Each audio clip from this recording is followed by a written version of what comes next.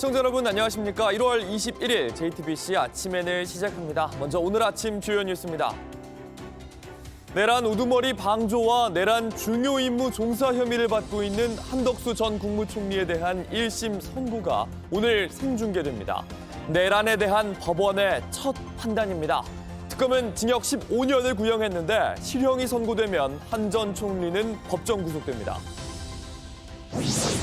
공천 헌금 1억 원을 수수한 혐의를 받는 강선우 의원이 21시간 동안 경찰 조사를 받았습니다. 강 의원은 조사 후 성실하게 사실대로 조사에 임했다고 했습니다. 경찰은 돈을 받았는지 여부와 시점 등을 집중 추궁한 걸로 알려졌습니다. 종교단체 신천지가 조직적으로 국민의힘에 입당했다는 의혹을 받고 있는 가운데 이만희 총회장의 육성 녹취를 확보했습니다. 팬데믹 당시 신천지에 강경했던 이재명 당시 경기지사에 대한 분노가 담겼습니다. 이재명 대통령이 오늘 청와대 영빈관에서 신년 기자회견을 합니다. 취임 한 달 100일 회견에 이어 세 번째입니다.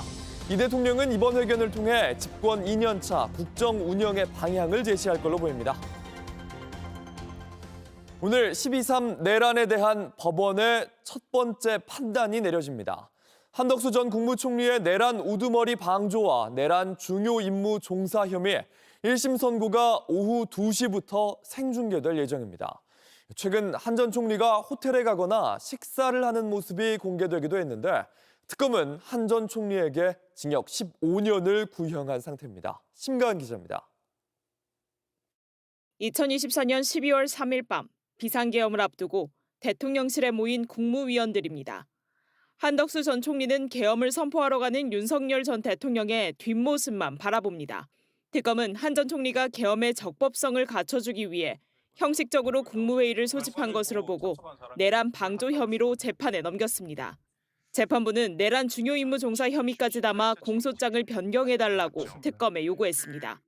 변경 형태는 추가적 선택적 병합의 형태로 공소 사실을 병합할 것을 요구합니다. 한 전 총리에 대한 선고는 비상계엄이 내란인지에 대한 법원의 첫 판단입니다. 특검은 징역 15년을 구형했습니다. 내란 사태를 막을 수 있는 사실상 유일한 사람이었음에도 국민 전체의 봉사자로서의 의무는 저버리고 실형이 선고되면 불구속 상태인 한 전 총리는 법정 구속됩니다. 윤 전 대통령에 대해 사형이 구형된 다음 날 한 전 총리가 부인과 호텔에 가거나 돈가스를 먹으러 가는 모습이 공개되기도 했습니다. 앞서 재판장은 계엄을 말렸다는 한 전 총리에게 어떤 역할을 했는지 추궁했습니다. 아니 좀 빨리 할 수 있었으면 좋았겠는데요. 그게 결국 못한 겁니다. 그러니까 안 됐다는 건 뭘 하려고 했는데 안 됐다고 표현하는 거잖아요. 뭘 하셨는데요? 계엄에 반대한다고 하자 때가 늦었다고 지적했습니다. 우리 국민들의 그 비상계엄에 대한 여러 가지 트라우마 또 뭐 인권 문제 이런 것들로 봐서 절대로 있어서는 안 된다고 생각합니다. 왜 그걸 윤석열한테 말씀하시기로 했습니까? 비상계엄을 하기 전에. 다음 달 윤 전 대통령 선고에 큰 영향을 줄 한 전 총리의 선고는 오후 2시부터 생중계됩니다. JTBC 심가은입니다. 이재명 대통령이 민간인이 북한으로 무인기를 날린 사건을 강하게 질타했습니다. 북한에 총을 쏜 거나 다름이 없다면서 우리 군이 왜 사전에 파악하지 못했는지 국방부에도 따져 물었습니다. 최규진 기자입니다. 이재명 대통령은 국무회의에서 민간인이 북한으로 무인기를 보낸 사건은 있을 수 없는 일이라며 강하게 질타했습니다. 이 전쟁 개성이나 마찬가지죠. 북한 지역에 총 쏜 거하고 똑같잖아요. 멋대로. 근데 이런 걸 어떻게 과감하게 이렇게 할 수 있는지 정말 이해가 안 됩니다. 이게. 이어 철저한 수사와 엄중한 제재가 필요하다고 했습니다. 이 대통령은 안규백 국방부 장관에게 우리 군이 사전에 적발하지 못한 경위를 직접 따져 묻기도 했습니다. 지금 이런 최첨단 과학기술 또는 국방 역량이 발전한 상태에서도 무인기가 몇 번씩 왔다 갔다 넘어가는 걸 체크를 못합니까? 이 국방부 혹시 상황 아세요? 국지방공 레이더로 주로 체크하고 그러는데요. 미세한 점만 좀 보인다고 합니다. 그런데 지금 조사를 하고 있는 중입니다. 미세한 점 정도로 보인다? 예. 하여튼 뭔가 구멍이 났다는 얘기예요. 이 대통령은 지난 10일에도 민간인의 무인기 운용 가능성에 대해 중대 범죄로 규정하고 군경 합동수사팀 구성을 지시한 바 있습니다. 남북 신뢰가 깨지지 않도록 각별히 관리할 것을 지시했는데 무인기 문제가 남북 대화 재개에 장애가 돼선 안 된다는 판단에 따른 걸로 풀이됩니다. 이 대통령은 국군정보사령부가 무인기를 제작한 오모 씨를 지원했다는 의혹에 대해서도 지적했습니다. 민간인들이 북측에 무인기를 보내가지고 무슨 정보 수집 활동을 한다고 하는 거는 어떻게 이런 민간인들이 이런 상상을 할 수 있는지 의심스럽습니다. 안규백 장관은 군경 합동조사 태스크포스에 정보사를 공식 조사 대상으로 포함하라고 지시했습니다. JTBC 최규진입니다. 강선우 의원이 공천 헌금 1억 원을 받았다는 의혹에 대해 21시간 가까이 경찰 조사를 받았습니다. 원칙을 지키는 삶을 살아왔다던 강 의원은 오늘 새벽 조사를 마치고 귀가했는데 이 혐의를 둘러싼 진술은 극명하게 엇갈리고 있습니다. 송지혜 기자입니다. 뇌물과 정치자금법 위반 혐의를 받고 있는 강선우 의원이 경찰 조사를 마치고 오늘 새벽 귀가했습니다. 성실하게 사실대로 최선을 다해서 조사에 임했습니다. 이런 일로 국민께 심려를 끼쳐드린 점 다시 한번 진심으로 죄송합니다. 구체적인 질문엔 아무런 답변을 하지 않았습니다. 지방선거 앞두고 김경식 의원은 왜 만나셨어요? 도장안 시켜서 돈 옮기신 거 아니에요? 강 의원은 어제 오전 9시쯤 피해자 신분으로 경찰에 출석했습니다. 의혹이 제기된 지 22일 만입니다. 저는 제 삶에 원칙이 있고 그 원칙을 지키는 삶을 살아왔습니다. 강 의원은 2022년 4월 2달 뒤 있을 지방선거를 앞두고 김경 서울시의원으로부터 공천헌금 1억 원을 수수한 혐의를 받고 있습니다. 강 의원은 현금을 받은 건 당시 보좌관이었던 남모 씨이며 자신은 나중에 알고 돌려주라고 지시했다고 해명해왔습니다. 하지만 김 시의원은 세 차례 경찰 조사에서 다르게 진술했습니다. 현금을 건넨 장소에 강 의원이 동석했고 직접 금품을 전달했다는 겁니다. 남 씨는 강 의원 지시로 차에 쇼핑백을 실었지만 현금이 든 줄 몰랐다고 진술한 것으로 알려졌습니다. 경찰은 이들 진술이 엇갈리는 만큼 당시 구체적인 상황을 캐물은 것으로 보입니다. 김 시의원에게 직접 1억 원을 받았는지 여부와 금품을 받은 것을 알고 돌려주게 된 경위 등을 집중 추궁한 것으로 전해졌습니다. 경찰은 이번 조사를 바탕으로 강 의원을 추가로 부를지 검토할 예정입니다. JTBC 송지혜입니다. 이재명 대통령이 오늘 오전 청와대 영빈관에서 신년 기자회견을 갖습니다. 취임 한 달과 100일 회견에 이어 세 번째입니다. 이 대통령은 이번 회견을 통해 집권 2년차 국정 운영 방향을 제시할 걸로 보입니다. 이 대통령의 발언 이후 기자들의 질문에서는 각종 현안에 대한 생각을 밝힐 걸로 예상됩니다. 비밀리에 국민의힘에 가입한 신천지의 당원 명부에 이어 이번에는 이만희 총회장의 음성 녹취를 확보했습니다. 이만희 총회장은 팬데믹 시기에 이재명 경기지사의 강경한 대응에 분노를 터뜨렸는데 이 나라 전체에 지하실을 깔 수도 있다, 이런 자신감도 내비쳤습니다. 교인들에 따르면 이후 신천지의 집단 입당이 본격적으로 시작됐습니다. 정혜성 기자입니다. 지난 2020년 코로나19 확산의 원인으로 지목된 신천지. 여러분들에게 엎드려 사죄를 구하겠습니다.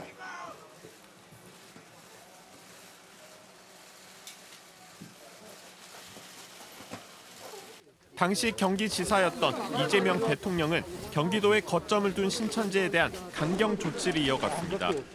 전수조사를 해야죠. 그러니까 현재 상태, 집회나 행적, 그다음에 그중에서 의심스러운 사람에 대한 검사.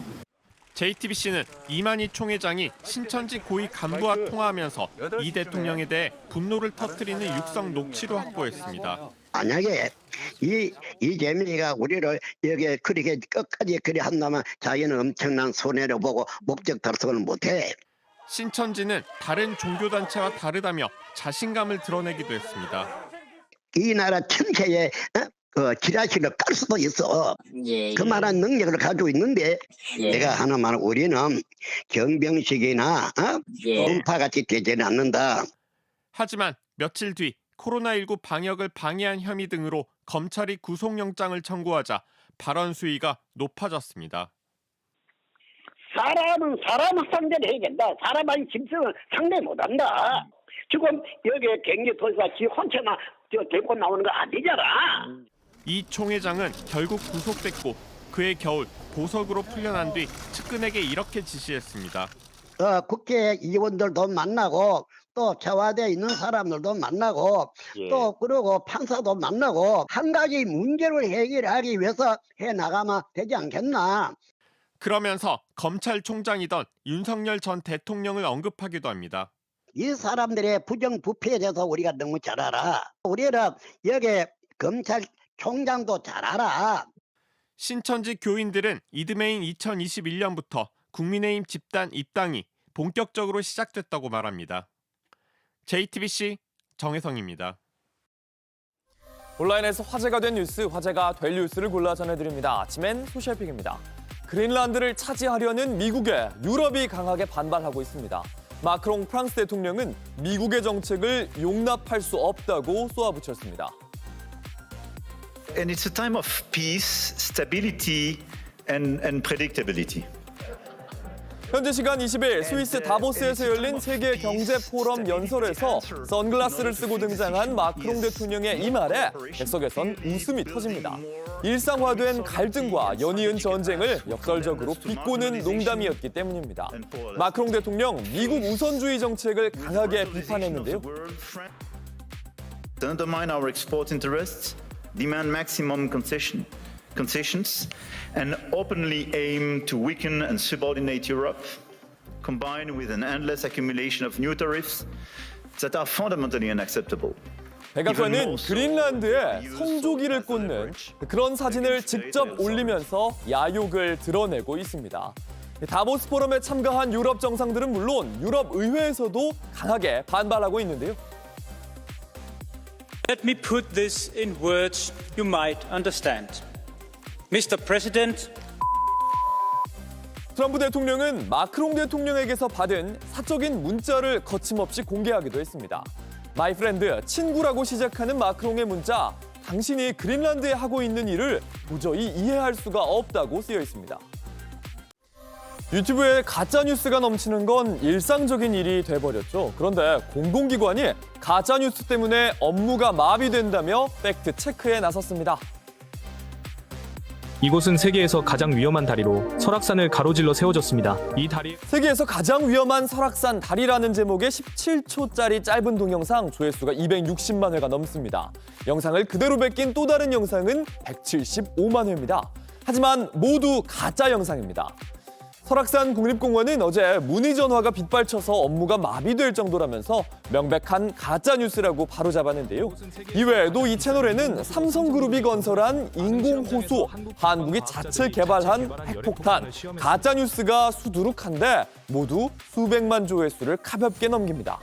최근 한 영상 편집 플랫폼 카프윙은 전 세계에서 인공지능으로 만든 저질 콘텐츠를 가장 많이 보는 국가로 한국을 꼽기도 했는데요. 공공기관 업무가 마비될 정도로 범람하는 가짜 영상, 대책이 필요해 보입니다. 테슬라의 CEO 일론 머스크가 온라인에서 항공사 라이언에어와 설전을 벌였습니다. 라이언에어도 쉽게 물러나지 않았습니다. What Elon Musk knows about flights and drag would be zero. I would pay no attention whatsoever to Elon Musk. He's an idiot. Very wealthy, but he's still an idiot. 지난 16일 라이언에어 CEO인 마이클 오리어리가 아일랜드의 라디오 방송에서 한 말입니다. 일론 머스크는 스타링크가 없는 항공사는 경쟁력에서 뒤처질 거라고 말해왔는데 승객들이 기내에서 인터넷을 사용하기 위해서 추가 비용을 내지는 않을 거라면서 이걸 일축한 겁니다. 그러자 일론 머스크, X에 이 멍청이를 해고해라, 항공사를 공격하기 시작했습니다. 너를 사는데 얼마가 드냐? 라이언이라는 이름을 가진 사람에게 CEO를 맡기겠다. 조롱도 이어갔습니다. 그러자 라이언에어 측은 위대한 바보들을 위해 좌석을 할인하겠다며 홍보의 기회로 삼는가 하면요. 항공사 소유권 규정에 대해서도 아는 것도 없다. 일론 머스크에 대응하는 기자회견을 예고했습니다.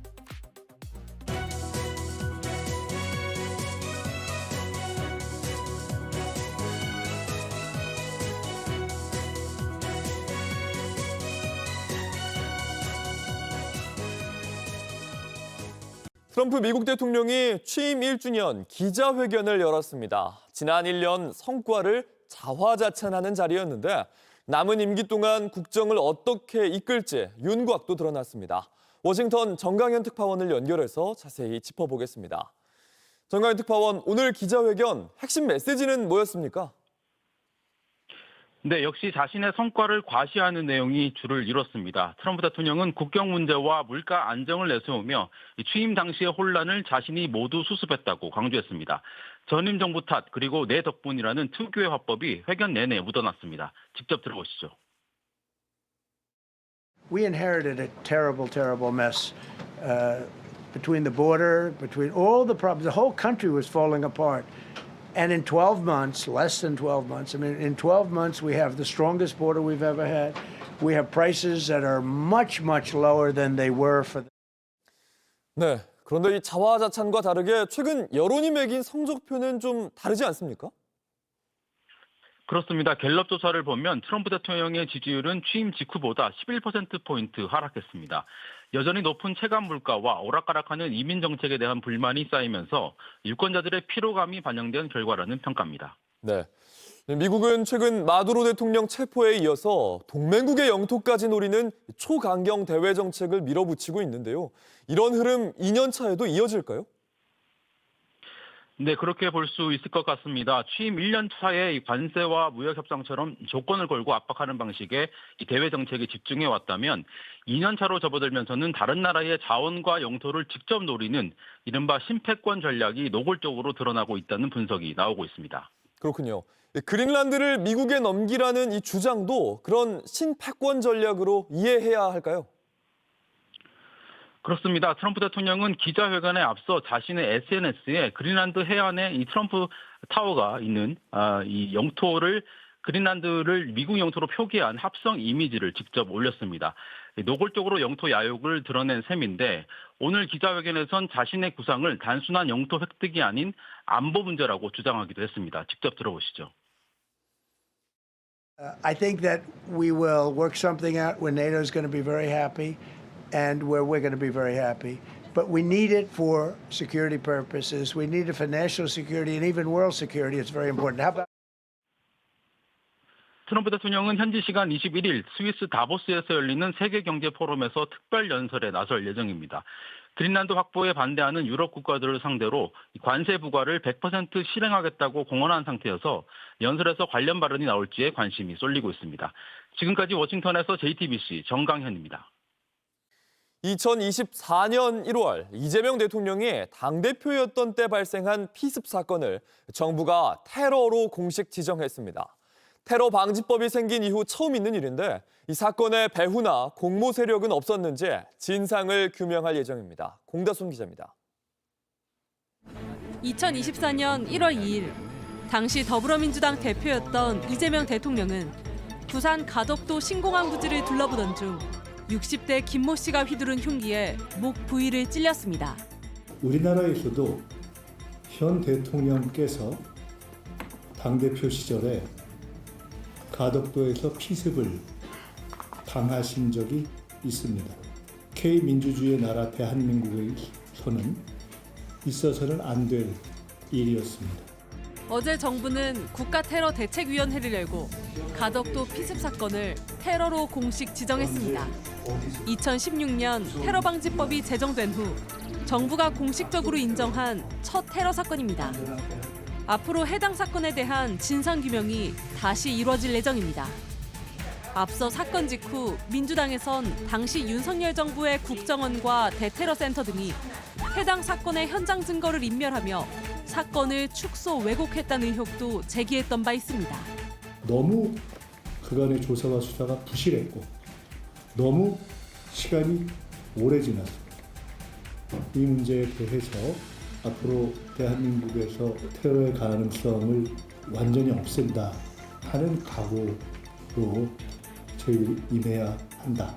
경찰청 국가수사본부도 새롭게 수사 TF를 편성해 진실규명을 위해 최선을 다하겠다라고 설명했습니다. 국수본은 사건의 배후나 공모 세력이 있는지 등을 최우선적으로 들여다볼 예정입니다. JTBC 공다소입니다.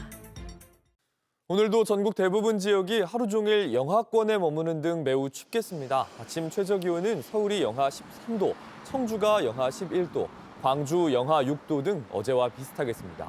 낮 최고 기온도 서울이 영하 5도, 대전 영하 3도 등 대부분 영하권을 보이겠습니다. 대설주의보가 발효된 전남과 전북, 제주도 등에는 많은 눈이 내리겠습니다.